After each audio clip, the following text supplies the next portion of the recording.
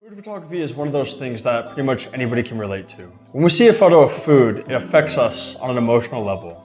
It also has the power to tell a story that goes beyond the visual aesthetic, a story that can spark imagination in your viewer and make them feel like they're actually there. That's why food photography is so powerful. My name is Sean Dalton, and I'm a professional food, travel, and lifestyle photographer from San Francisco, California. Food was one of the first things I started shooting as a young photographer, and it's still something I shoot on a weekly basis, whether it's for an actual client or just for Instagram.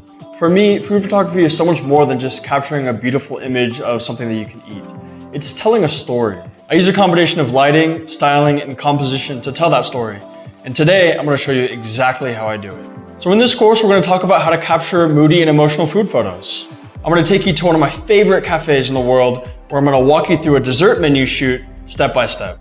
I'm going to break down the anatomy of a food photo, give you practical tips for shooting and editing, and teach you how to tell visual stories that can spark imagination and wonder in your viewer.